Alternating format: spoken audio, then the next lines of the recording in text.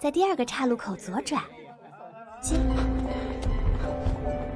这不是星儿小姐和被退婚的萧三儿？我才不！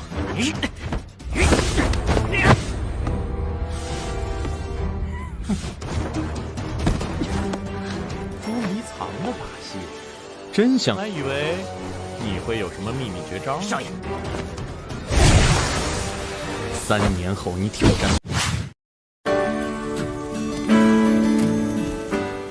Halo semuanya, apa kabar? Semoga kalian selalu diberi kesehatan yang baik ya. Kembali lagi bersama Frank di Frank Movie ID. Kali ini kita masuk ke part 2 episode 3 dan 4 ya. Oke, baring yang santai dan kita masuk ke alur ceritanya.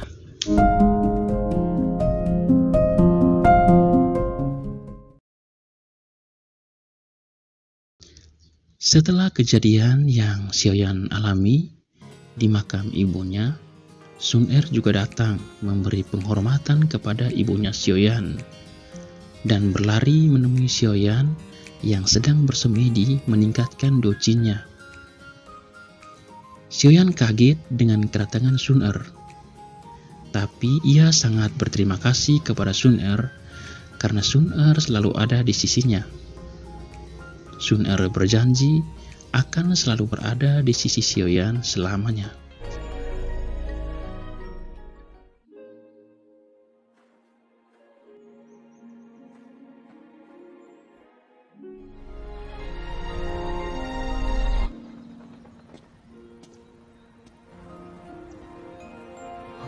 说了要一个人静一静的。薰儿愿意一直陪伴在萧炎哥哥身边。这3年我活得浑浑噩噩。" Setelah sedikit bersenda gurau, Xiaoyan dengan perasaan malu meminjam uang kepada Sun Er karena ia tidak ingin meminta uang di ayahnya lagi, tentunya untuk membeli ramuan sesuai resep yang diberikan oleh Yolo. Tanpa pikir panjang, Sun Er langsung memberikan uang kepadanya, tapi dengan syarat ia juga harus ikut berbelanja. 调皮。那你手上有富余的钱吗？需要钱吗？买东西还去啊？但是萧炎哥哥不用和我客气，因为凑一凑，那这个呢？带上星儿可好？ Mereka akhirnya pergi berbelanja bersama di apotik tempat biasa Sun Er berbelanja. Mereka masuk ke apotik tersebut dan menyebutkan beberapa jenis obat-obatan yang dibutuhkan Xiaoyan. Tapi sebelum mengambilnya, mereka mengecek kualitas dari obat tersebut. 就是这了。 3支20年份的紫叶兰草，一会儿我来验看药性。5年份的洗骨花，橙色。好嘞。 Saat hendak pulang dan membeli ramuan terakhir yaitu inti sihir dari binatang buas di pasar gelap, mereka dihadang oleh keluarga Jili. Keluarga Jili ingin menggali informasi tentang apa yang dibeli Xiaoyan. Terjadilah aksi kejar-kejaran ala ninja. Dengan kecepatan dan sedikit kelicikan, akhirnya Xiaoyan dan Sun Er bisa melarikan diri. 是那个火镜。然后在第二个岔路口左转。换就好，想不到家里那个老贼这么……这不是星儿小姐和被退婚的萧三少爷吗？ 别换一家的。那么走这边。 Jiliao sangat geram mengetahui Xiaoyan dan Sun Er lolos, dan ia tambah marah mengetahui kalau Xiaoyan telah membeli obat dengan harga yang sangat mahal. Akhirnya, Jiliao memutuskan untuk menemui Xiaoyan. Saat sedang membeli barang terakhir, orang-orang suruhan keluarga Jili sengaja membuat keributan di pasar agar menarik perhatian Xiaoyan. Mereka ingin membawa Xiaoyan kepada Jiliao. Saat terjadi perkelahian antara orang-orang dari keluarga Jili dan Xiaoyan, tiba-tiba Xiaoyan bertemu dengan Jiliao. Dan tanpa ampun, Jiliao langsung mengajar Xiaoyan yang kekuatannya tidak seberapa jika dibandingkan dengan Jiliao. Untungnya, Sun Er datang tepat waktu dan menolong Xiaoyan.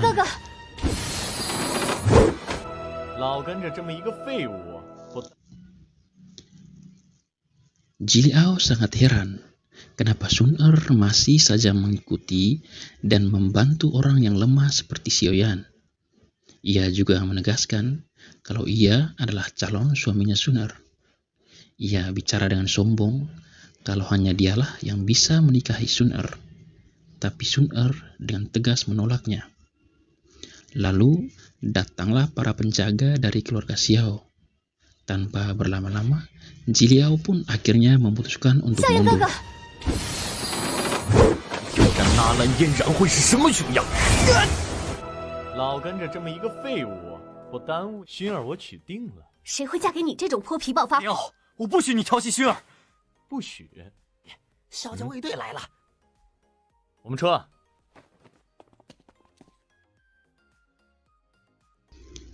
Jiliao pun pulang dengan kecewa. Ia memberitahukan kepada ayahnya bahwa Xiaoyan telah memberi obat-obat langka dengan harga yang sangat mahal.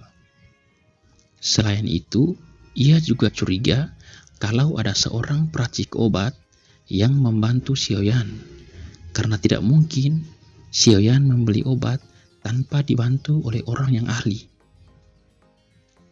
Jilibi sangat kaget mendengar hal itu, dan ia berkata, walaupun nantinya Xiaoyan tetap kalah dari Nalan Yanran 3 tahun lagi, Xiaoyan pasti sudah menjadi orang yang lebih kuat, dan itu akan mengancam keluarga Jilibi. 就算萧炎那小子3年后你说炼药师，跟，却也可能是萧家变成一个可怕。 Di kamar Xiaoyan, Yolo mulai meracik obat yang dibeli oleh Xiaoyan. Xiaoyan sangat takjub dengan kehebatan Yolo meracik obat tersebut. Karena ini adalah pelepasan duci pertama dari Xiaoyan, maka Yolo mengingatkan Xiaoyan untuk bisa bertahan. Namun, efek racikan obat tersebut masih sangat kuat, sehingga Xiaoyan tidak bisa menahannya dan ia muntah darah. Dan akhirnya ia terkapar. Yolo tidak menyangka hal itu bisa terjadi. Untungnya, Yolo dapat menyelamatkan Xiaoyan, dan dengan kehebatannya, ia langsung meningkatkan duci milik Xiaoyan ke level 4. 接下来的过程我只演示一遍，你要斗气外放。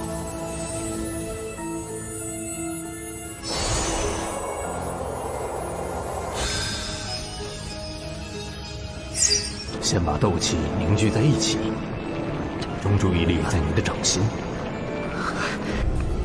萧炎，能听到我的话吗？萧炎，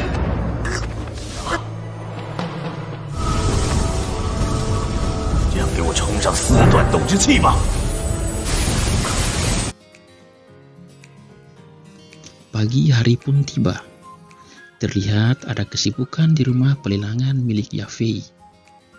Banyak orang berbondong-bondong mengantri membeli tiket untuk bisa mengikuti pelelangan hari itu. Begitu juga dengan keluarga Xiao. Xiao San juga datang ke rumah pelelangan, namun tiket untuk keluarga kelas atas sudah diborong oleh keluarga Jili dan Abu Bapa. Keluarga Jili tentu ingin menyingkirkan keluarga Xiao dari pelelangan kali ini.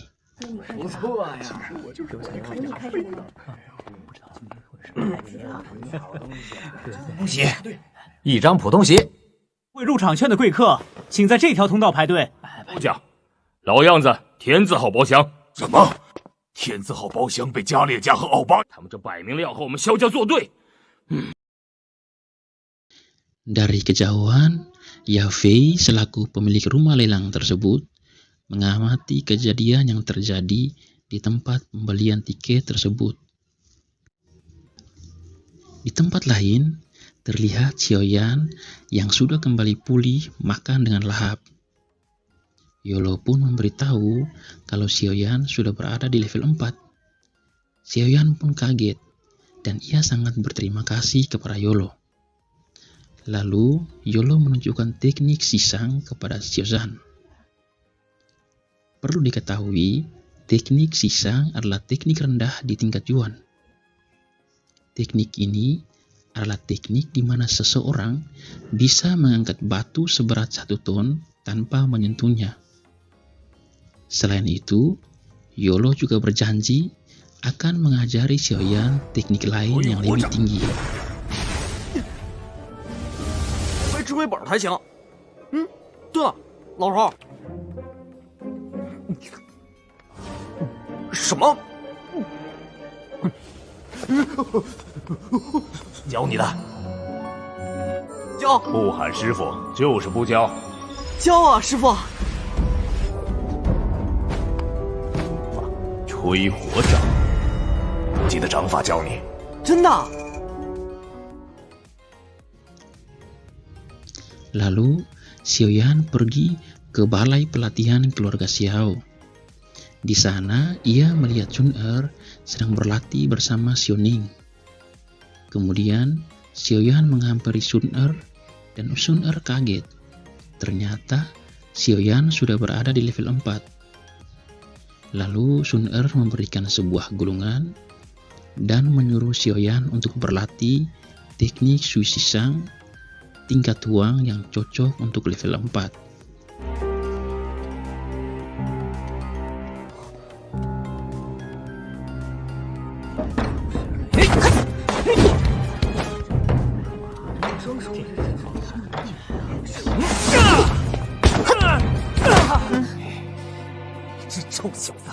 你升到4段居然不告诉我，运气好。最适合4段斗气了。你拿去好好练。 Terlihat di tempat lain, Yanran juga sedang berlatih meningkatkan kekuatannya dan berjanji akan mengalahkan Xiaoyan 3 tahun lagi. Xiaoyan juga berlatih dengan keras. Ia berusaha agar bisa menguasai teknik peledak oktan yang adalah teknik tertinggi di tingkat Yuan. Ia dilatih menahan sakit karena salah satu kemampuan peledak oktan adalah menahan serangan yang kuat.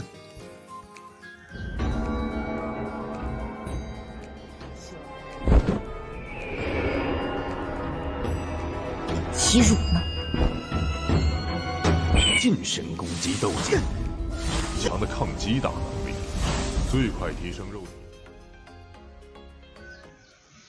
Keesokan harinya, terlihat Xiaoyan yang menyamar memakai jubah hitam berjalan memasuki rumah lelang untuk menjual salah satu ramuan racikan Yolo, karena sekarang Xiaoyan lagi butuh uang untuk membeli obat-obatan lagi. Xiaoyan akhirnya menemui Yafei untuk menawarkan ramuan tersebut. Yafei pun kagum dengan ramuan yang Xiaoyan bawa, karena efeknya sangat lembut dan tidak memiliki efek samping sama sekali. Akhirnya, Yafei setuju untuk melelangnya. Lalu, Yafei mengajak Xiaoyan untuk masuk ke ruang pelelangan karena pelelangan akan segera dimulai. Lalu, Yafei langsung menawarkan ramuan milik Xiaoyan tersebut.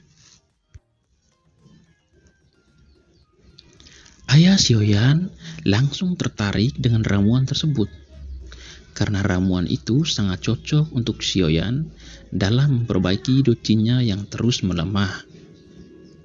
Jilibi dan Aobapa juga tertarik dengan ramuan tersebut, tapi akhirnya ayahnya Xiaoyan yang mendapatkannya. Xiaoyan sangat terharu dengan perjuangan ayahnya tersebut.